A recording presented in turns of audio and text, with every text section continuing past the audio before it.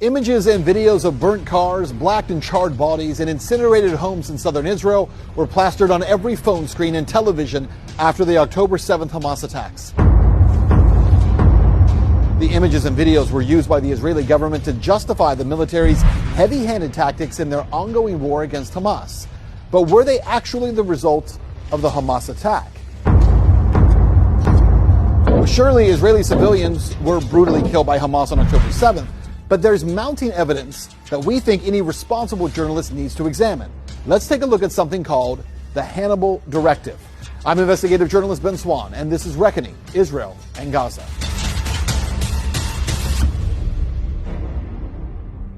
So far in this investigative series, we have discussed how Israel had received concrete and credible intelligence from foreign intelligence agencies, their own military, and even Israeli citizens about where and when the October 7th Hamas attacks would take place. The military rammed through the approval of the Nova Music Festival at the last minute, despite pushback from people within the army, and even threatened legal action against soldiers who tried warning and preparing for the Hamas attack. And when the attack began, what did the military do? Well, nothing. Evidence we've uncovered points to there being some type of military stand down at the beginning of the attack. But we need to take a look at another crucial aspect of that day.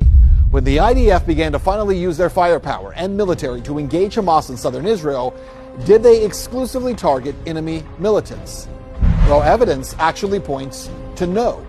To understand what the Israeli military did to their own civilians on October 7th, you have to understand the political aspirations of Hamas and what the goal of taking hostages is: political leverage. There are over 10,000 Palestinians in Israeli jails, 3,000 of whom have not been to trial or charged with a crime.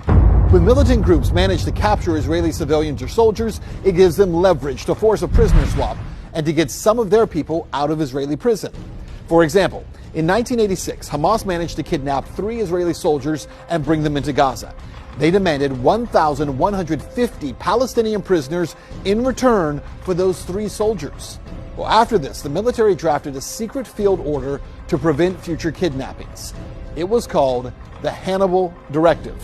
The directive gets its name from the Carthaginian general who chose to poison himself rather than allow himself to be captured alive by the Romans.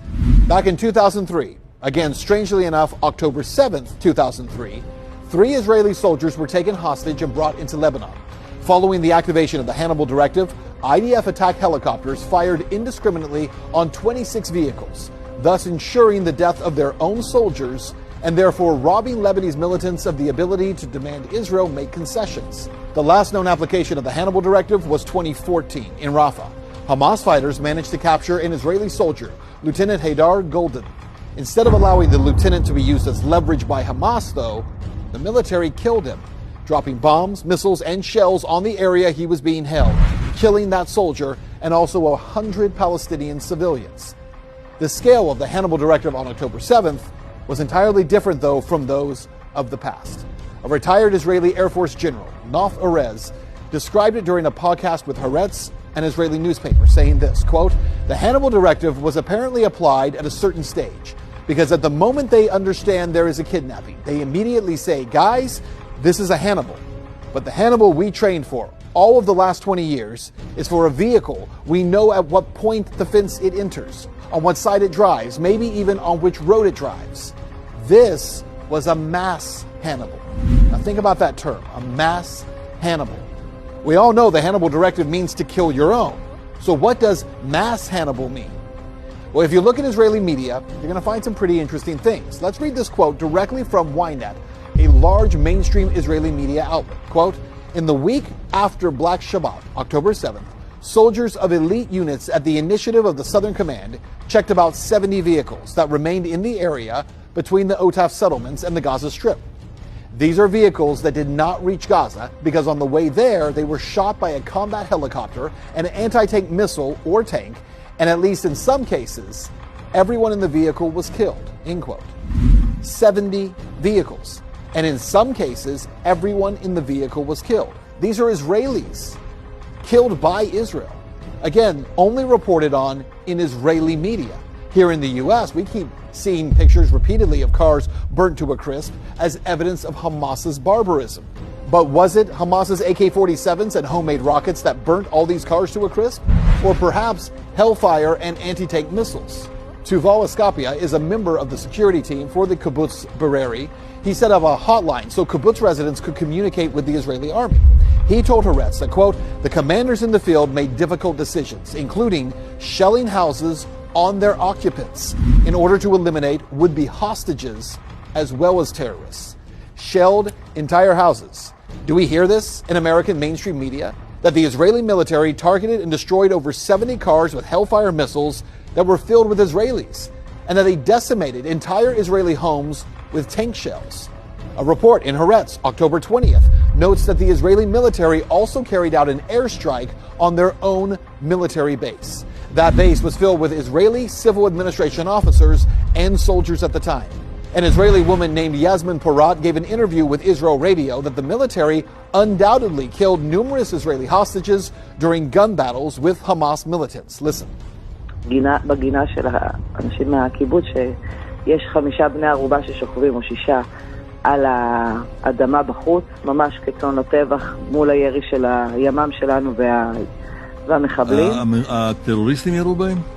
לא, הם נהרגו מהחילופי ירי, תבין שהיה חילופי ירי מאוד מאוד קשים. זאת אומרת, יכול להיות שזה כוחותינו ירו בהם? כשניסו לפסל את החוטפים, את החמאס? הם חיסלו את כולם, כולל הבני ערובה, כי היה שם חילופי ירי מאוד מאוד קשים.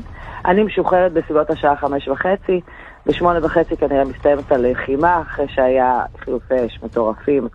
IDF General Barak Hiram, who we covered in our previous episode, prevented hundreds of troops from entering Kibbutz Bereri for hours on October 7th, when he finally allowed the IDF to go in. He ordered tanks to fire on multiple homes.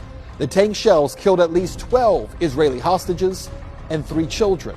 Recently, the UN published an investigation confirming several of these facts, namely that the IDF had in fact activated the Hannibal Directive on October 7th. Quote, the Commission is aware of the allegations that Israeli special forces used the Hannibal Directive to prevent the capture of Israeli civilians and their transfer to Gaza, even at the cost of killing them. The Commission documented one statement by an ISF tank crew confirming that the crew had applied the Hannibal Directive. So to recap, the Israeli military, Israeli civilians, and the United Nations all admit to the IDF purposely killing their own on October 7th. How many?